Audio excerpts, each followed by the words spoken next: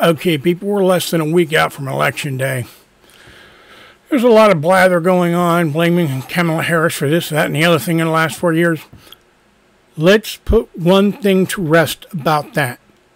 The vice president has two jobs: breaking a tie in the Senate and staying alive to make sure there's a backup for the president. Other than that, it's anything the president assigns to her. She can't set policy. She was never put in charge of the border. Just as a diplomat with Mexico, Nicaragua, Honduras, and El Salvador, I think. And that's about it. I know that bothers some people to think, well, if that's the case, then she should be liable. No. She doesn't even get a voice in policy unless the president wants to hear what she thinks. And then he doesn't have to follow her advice. The buck stops there, like, the president's desk, like,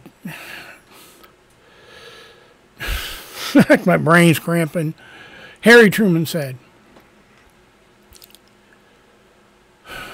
as far as Trump and his only be a dictator on day one, well, he can claim to want to do whatever he wants to do. But the courts have a say.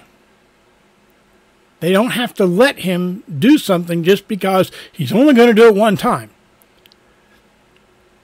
And if you give someone that level of power, what makes you think they're only going to do it one time?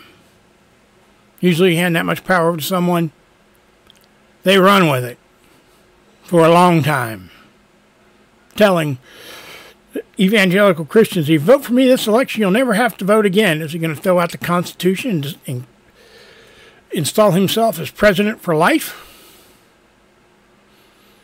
That ain't going to fly. He knows it. Congress can't simply say, okay, that's fine, because no, that's in the Constitution. It has to go through that long, drawn-out process that requires a bunch of states to say, yeah, okay, I'm good with that. Except they won't. None of the traditionally blue states are going to agree with it. And actually, quite a few of the Republican states won't go for it either. Simply because, they don't want a president for life. They like the chance to change their minds. Well, I'm going to be working the polls on Election Day. That means I'll be getting up about 3:30 in the morning to take a shower, get dressed, and go get something to eat. I got to be there by 5:30. And I got to be there until they close and we tear down and store everything back into carts. So it's probably going to be an 18-hour day. On top of Monday night setup from 6 to 9 or so. Come home, get something to eat, get to bed, and get up at 3:30, 4 o'clock. Yeah, I ain't going to be sleeping for about 2 days.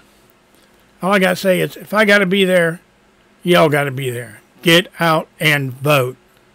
Thank you.